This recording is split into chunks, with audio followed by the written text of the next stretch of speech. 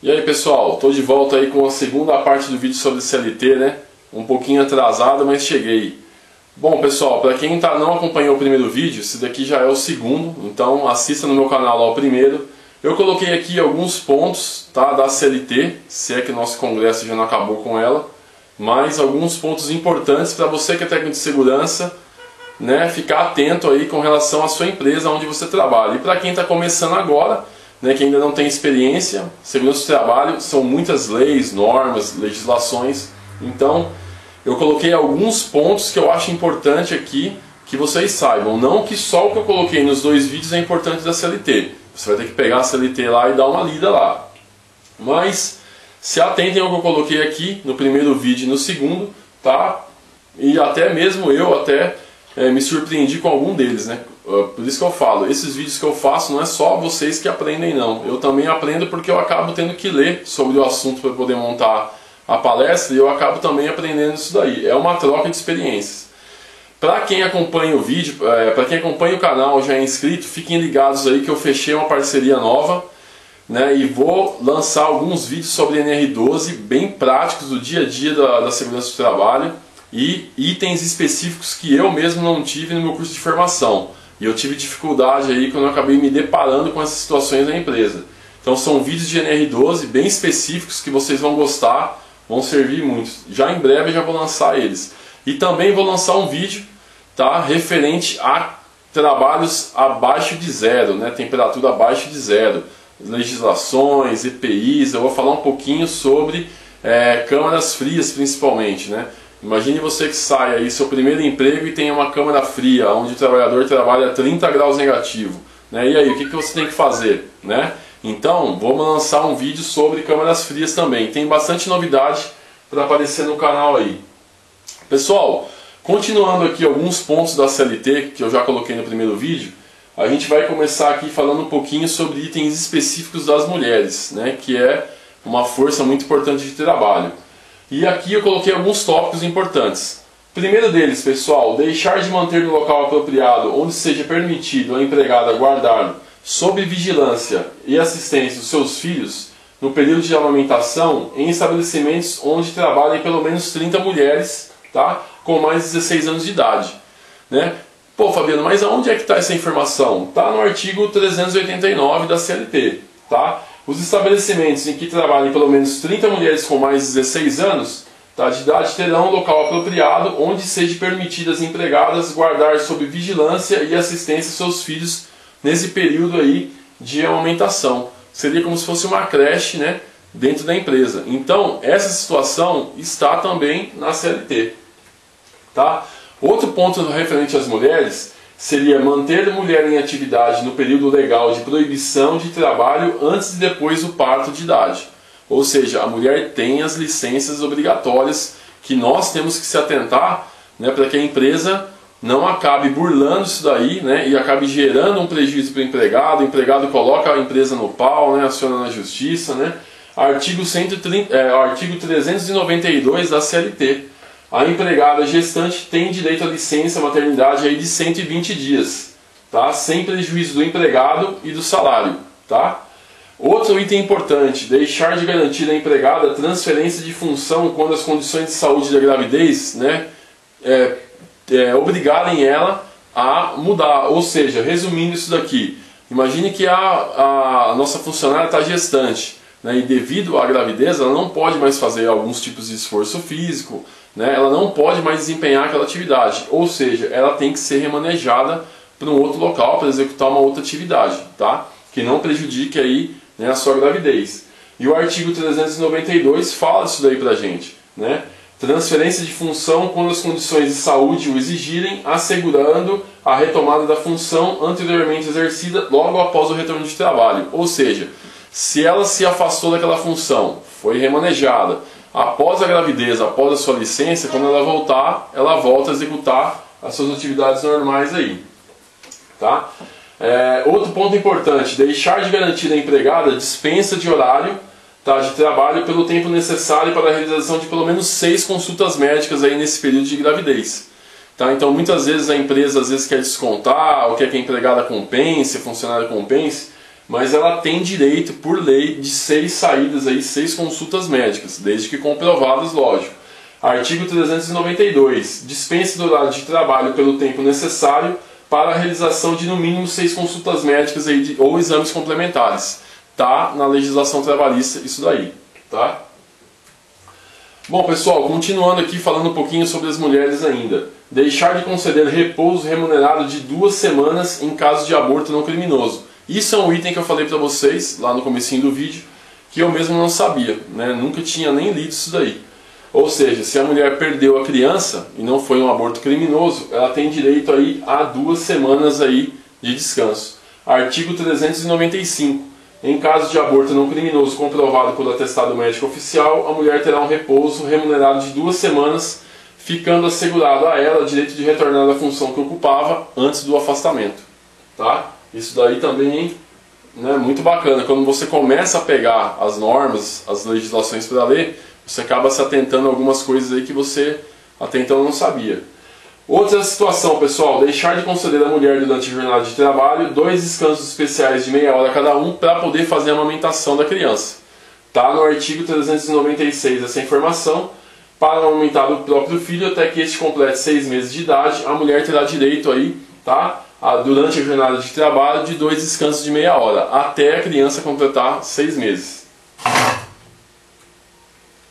Vamos lá, pessoal, continuando aqui, ó, deixar de possuir nos locais destinados à guarda dos filhos das operárias, durante o período de amamentação, no mínimo um berçário, uma saleta de amamentação, uma cozinha dietética e uma instalação sanitária. Todos esses itens também estão no artigo 400 da CLT.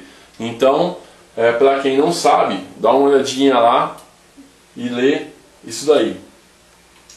Lê esses artigos aí que são bem bacanas aí com relação às mulheres. Até técnica de segurança mulher, muitas vezes não sabe.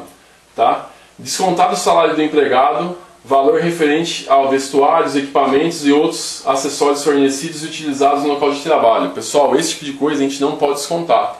Artigo 158. Não serão considerados como salário vestuários, equipamentos e outros acessórios fornecidos aos empregados e utilizados no local de trabalho para a prestação de serviço. Tá? A gente não pode descontar isso daqui. Isso daqui é diferente de GPI que os funcionários perdem. Isso daí está na legislação e a gente pode até descontar esse tipo de coisa. Tá? Pessoal, continuando aqui, referente, tá, à parte agora de remuneração. Deixar de efetuar até o 5º dia útil do mês subsequente ao vencimento o pagamento integral de salário mensal devido ao empregado. O artigo 459 da CLT fala que a empresa tem que fazer o pagamento até o quinto dia útil aí do salário dos trabalhadores. Tá? Pagar salários diferentes ao empregado que presta um trabalho de igual valor com idêntica função na mesma localidade com distinção de sexo, nacionalidade ou idade também. Isso daqui dá muito processo na justiça. Tá? Artigo 461. Sendo idêntica a função a todo trabalho de igual valor prestado ao mesmo empregador na mesma localidade corresponderá igual salário, sem distinção de sexo, nacionalidade ou idade. Então muitas empresas aí têm o mesmo cargo, né? A pessoa faz a mesma função, muitas vezes porque ele é homem, né? Ou porque, né, algum outro tipo de discriminação, a pessoa ganha um salário maior. Isso daí não pode. Tá? Se for a mesma função fazendo a mesma coisa, os salários têm que ser iguais. Pessoal, para quem está anotando aí as palavras-chave, minha assessora para assuntos aleatórios agora vai passar a primeira aí do vídeo de hoje. Pode subir aqui, ó, e passar para o pessoal a palavra-chave que eles estão anotando aí para receber esses materiais. Por favor. A palavra de hoje é o nome de um filme que meu pai gostou muito, que é Logan. Logan. Então, obrigado. Está dispensada das suas atividades por enquanto. Bom, pessoal, quem está anotando aí as palavras, anote mais essa daí, porque vocês vão me enviar junto com o que eu já falei no primeiro vídeo aí. Para quem quiser receber o material. Mas aqui, pessoal, não tem nada demais aí nisso daí. Pessoal, alterar as condições ou cláusulas do contrato individual de trabalho ocasionando prejuízos ao empregado. Tá? Alterar as condições ou cláusulas de contrato individual... individual de trabalho sem o consentimento do empregado. Ou seja, a empresa ela não pode mudar, né, nenhuma situação referente ao contrato de trabalho do trabalhador sem que ele saiba e se colocando alguma situação que o prejudique, tá? Eu particularmente já, em uma vez numa empresa, né, fui praticamente quase que obrigado a trabalhar numa outra cidade, né? E eu passei até para a empresa, falei, olha, para mim não me interessa, vocês podem me mandar embora, porque eu não sou obrigado a trabalhar numa outra cidade, né? Eu fiz o contrato para trabalhar em São Paulo e eu vou trabalhar em São Paulo.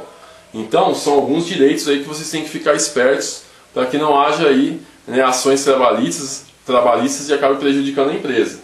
Artigo 468. Ó, nos contratos individuais de trabalho só é lícita, né, a alteração das respectivas condições por mútuo consentimento. Tá? E ainda assim, desde que não resultem, direta ou indiretamente, prejuízos ao empregado sob pena de nulidade da cláusula infringente dessa garantia. Ou seja, se a empresa mudar alguma condição de trabalho desse trabalhador, tá, e prejudicar o trabalhador, der prejuízo para o trabalhador, esse acordo pode ser anulado judicialmente, né? Até então, na minha situação, eles quiseram que eu fosse trabalhar numa outra cidade, né, sem custear nada. Ou seja, por exemplo, eu trabalho aqui em São Paulo, eu não pago aluguel aqui. Pô, aí a empresa vai me deslocar para uma outra cidade e eu vou ter que pagar aluguel lá, né? Não tem sentido. Ou seja, eu estaria sendo prejudicado. Então, todas essas alterações de contrato de trabalho tem que ser de forma mútua, tá? Tanto a empresa como o empregado concordando com isso e sem prejuízo para o trabalhador, tá? Bom, pessoal, continuando aqui. Transferir o empregado sem sua anuência para localidade diversa da que resultar do contrato, que é o que eu acabei de falar para vocês que aconteceu comigo. Artigo 469. Ó.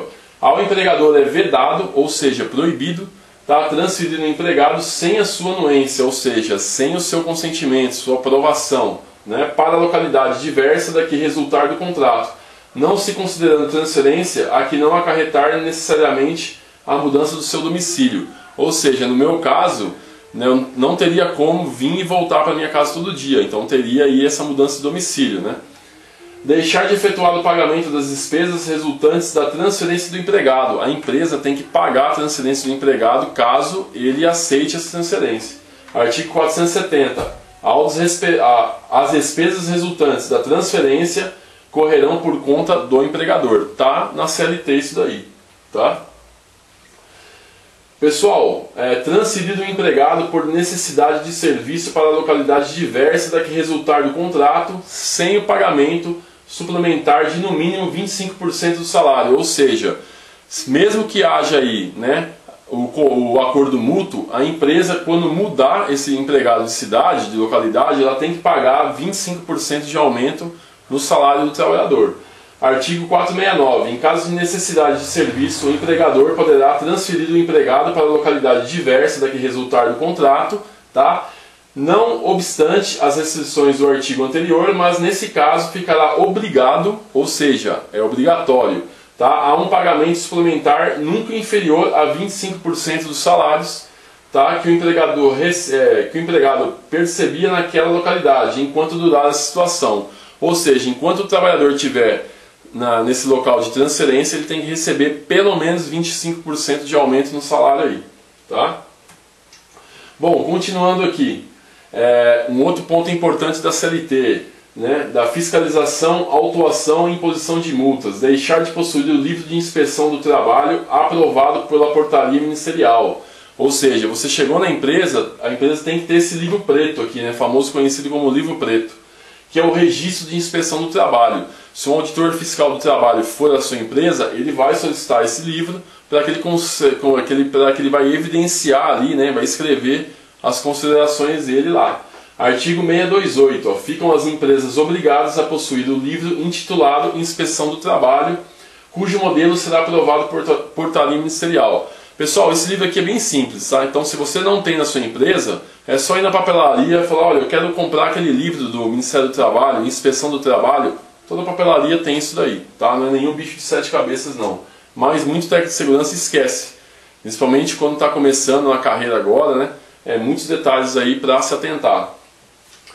Pessoal, outro item importante, tá? Dificultar o livre acesso do AFT. O que seria AFT? Auditor Fiscal do Trabalho, a todas as dependências dos estabelecimentos sujeitos ao regime da legislação trabalhista. Ou seja, se chegar um auditor fiscal do Ministério do Trabalho na sua empresa, você vai ter que recebê-lo e ele tem que ter acesso a todas as dependências da empresa. Você não pode restringir o acesso dos auditores aí, tá? Artigo 630. O agente da inspeção terá livre acesso a todas as dependências dos estabelecimentos sujeitos ao regime da legislação, sendo as empresas, por seus dirigentes ou prepostos, obrigados a prestar todos os esclarecimentos necessários ao desempenho das suas atribuições legais e a exibir-lhes, exibir para eles, quando exigidos, qualquer tipo de documento correspondente aí aos procedimentos de segurança, legislação trabalhista. Ou seja, o auditor ele pode e tem o direito, né, e deve receber todos os esclarecimentos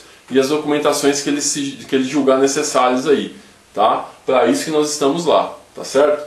E qual é o nosso papel importante na empresa? Deixar a empresa redonda para que quando eles cheguem esteja tudo redondinho aí e a gente evite problemas para a empresa, tá?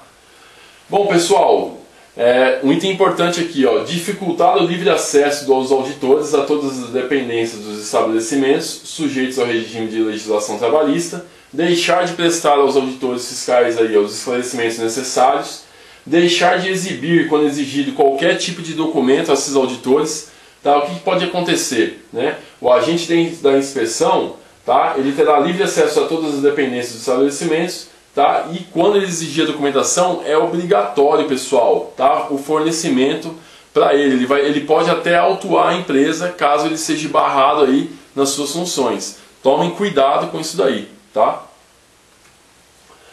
Bom, continuando aqui, pessoal. Manter documentos sujeitos às inspeções do trabalho fora dos locais de trabalho. Isso daqui, ó, é muito comum. Eu já fui fiscal, fazia auditoria em obras. Aí você chega lá e fala: cadê esse documento? Cadê o PPRA? Cadê o PCMSO? Prontuário do trabalhador? Ah, não está aqui, está no escritório da empresa. Pessoal, não pode. As documentações de segurança do trabalho tem que ficar na empresa. Se for obra, tem que ficar no canteiro de obra. Não existe isso de você chegar e estar no escritório, não pode, tá? Artigo 630, parágrafo 4º, os documentos sujeitos às inspeções deverão permanecer sob as penas de lei nos locais de trabalho, somente se admitindo por exceção a critério da autoridade competente que sejam os mesmos apresentados em dia e hora previamente fixados pelo agente da inspeção, tá? E aí vocês vão verificar essas exceções aí na CLT. Por exemplo, você pode pegar um auditor que ele chegue na sua empresa e fale: ó, tal dia você vai me apresentar PPRA, PCMSO, prontuário, X, Y, Z, esses documentos aqui eu quero tal dia e tal hora. Ele pode fazer isso, como ele pode pedir na hora, tá? Então, vai depender do auditor que for lá. E nós temos que fornecer, tá? Pessoal, para quem está anotando aí, ó, mais uma palavra, tá? Que a minha assessora para assuntos aleatórios vai falar. Por gentileza, possa ocupar o seu cargo e se dirigir à câmera Fox e falar a sua palavra. A segunda palavra é Esquadrão Suicida. Você gostou desse filme? Gostei, só que o final não. Você não gostou do final? Não. Eu adorei, principalmente a Arlequina. Nossa, Esquadrão Suicida. Maravilhoso. Obrigado. Pode ser. Bom, pessoal, anotem aí, né, mais uma palavra, junto com o do primeiro vídeo, para quem quiser receber esse material aí.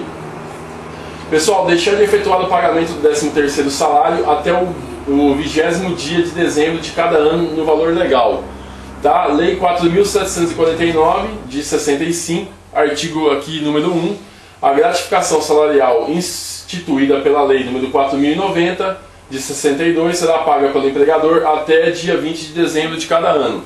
Tá compensada a importância que a título de adiantamento o empregado houver recebido na forma do artigo seguinte, tá? Ou seja, mais um item bacana aí para vocês se atentarem se os políticos maravilhosos não acabarem com a CLT, né? Pessoal, deixar de conceder ao empregado antecipadamente o vale transporte para utilização efetiva no deslocamento, residência, trabalho e vice-versa. Isso aqui é muito importante. Lei 7.619, tá? De 30 de setembro de 87, artigo 1º. fica instituído o Vale Transporte vetado que o empregador, pessoa física ou jurídica, antecipará ao empregado para a utilização efetiva de despesas de deslocamento, residência e trabalho e vice-versa, através do sistema de transporte coletivo público urbano, intermunicipal ou interestadual. Tá? Então, mais uma lei aqui para vocês baixarem no Google aí e darem uma olhadinha aí.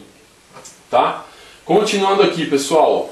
Demitir por justa causa o trabalhador que sofreu acidente de moto ou carro no percurso ao trabalho quando o mesmo recebe vale transporte da empresa. Isso daqui é muito importante, tá? Muita gente acha, a empresa dá vale transporte, você se acidentou de moto indo trabalhar, você vai tomar uma justa causa. Pessoal, isso daqui não existe, tá certo? Tomem cuidado com isso daí, tá? Artigo 21 aqui, ó. Tá, da Lei de Benefícios da Previdência Social. Dê uma olhadinha aqui, ó, artigo 21. Equiparam-se também ao acidente do trabalho para efeitos desta lei. Tá? O acidente sofrido pelo segurado, ainda que fora do local e horário de trabalho, no percurso da residência para o local de trabalho ou deste para aquela, qualquer que seja o meio de locomoção, inclusive veículo de propriedade do segurado. Matou. Finalizou, acabou o problema. Mesmo que o empregado receba condução, vale transporte da empresa e venha de moto e sofreu um acidente indo trabalhar ou voltando para sua casa, é acidente de trabalho, é acidente de trajeto. Tá? Se a empresa sabe, tá certo, que ele recebe o vale transporte e vai de moto, vocês que mandem ele embora.